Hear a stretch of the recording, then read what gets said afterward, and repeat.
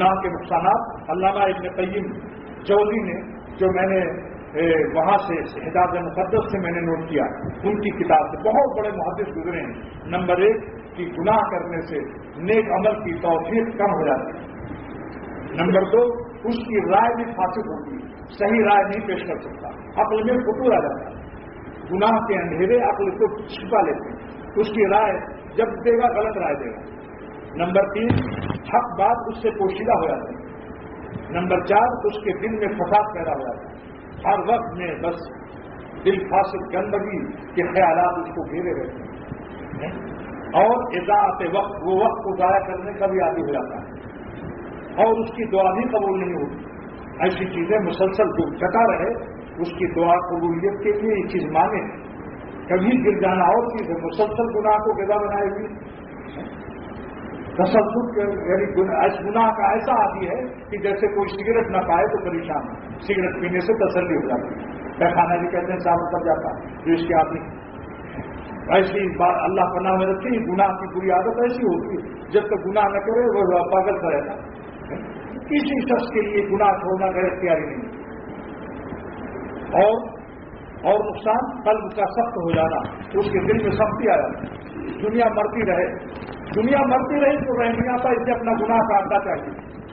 جب 65 میں جنگ ہو رہی تھی اور بلیک آؤٹ ہو رہا تھا، اس وقت بھی باتیں نالائقوں نے بدماشیاں کی، حالانکہ بم گر رہے ہیں، لوگ کلمہ پڑھ رہے ہیں۔ میں یہ کہتا ہوں دل سخت ہو جاتا ہے، گناہ کرتے کرتے خدا سے وحشت ہو جاتی ہے اپنے پالنے والے، اور دل میں سختی آ جاتی ہے۔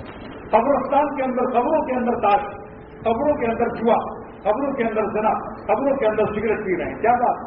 آج قبرستان دیکھنے سے جو اللہ والے ہیں ان کو آنکھیں رونے لگتی ہیں، ایک دن ہمیں بھی ایسی دیکھنا، یہ کیا ہے؟ مسلسل گناہ سے دل سخت ہو جاتا ہے، رزق سے برکت نکل جاتی ہے، کماتا بہت ہے برکت نہیں ہوتی، ہر وقت مقروض پریشان، سینے میں اس کے تنگی گھٹن، دل دھڑکتا رہتا ہے۔ اور میں کیا بتاؤں، بس وہی شعر جو میں پڑھا کرتا ہوں، گنہگار کی زندگی کا بہترین نقشہ اس شعر کے اندر پیش کیا گیا ہے۔ شعر باعتبار شعریت کے بہترین ہے، نہیں تو گنہگار کا نقشہ بہترین نہیں ہو سکتا۔ الفاظ کی یاد کرتا ہوں، جو لوگ کی دل غیر اللہ سے لگائی ہوئی ہیں، کیدیوں کو دیکھنا، سینما دیکھنا، VCR میں نئی نئی فلمیں دیکھنا اور منہ میں پانی لانا، یہ کر رہے ہیں، ان کی زندگی سن لو کیسی ہے۔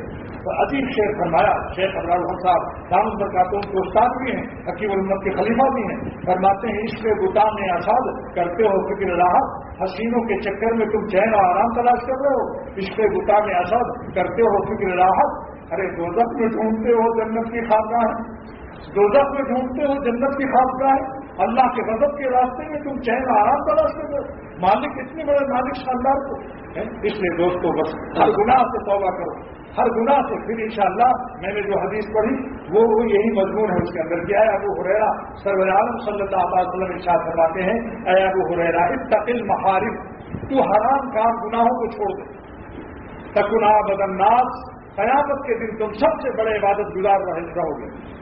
آج ہم تلاوت کرتے ہیں، اشراق پڑھتے ہیں، اوابین پڑھتے ہیں، تہجد بھی پڑھتے ہیں، لیکن افسوس کہ بدنگاہی سے نہیں بچتے۔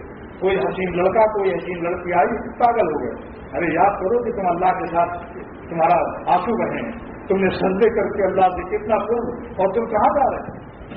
اس لیے کہتا ہوں کہ عبادت جو ہے، عبادت چاہے کم کرو، گناہ سے بچنے کی کوشش کرو، تو قیامت کے دن آپ سب سے زیادہ بڑے عبادت گزار سمجھے جائیں گے۔ اس لیے حکومت دیا ہے مشائخ نے کہ عبادت تنہائیوں میں زیادہ کرنے سے زیادہ فکر کرو اللہ والوں کی صحبتوں میں زیادہ ہو، خصوصاً جن کی عادتیں گناہوں کی ہیں ان کے لیے تو تنہائی سب میں قاتل زہر قاتل ہے۔ تنہائی اس کے لیے مفید ہے جو باخدا تنہائی ہو خدا کے ساتھ، اور یہ تو اکیلے ہوئے کی کیسیاں سامنے آئیں، VCR سامنے آئے، گندے گندے خیالات شروع ہو گئے۔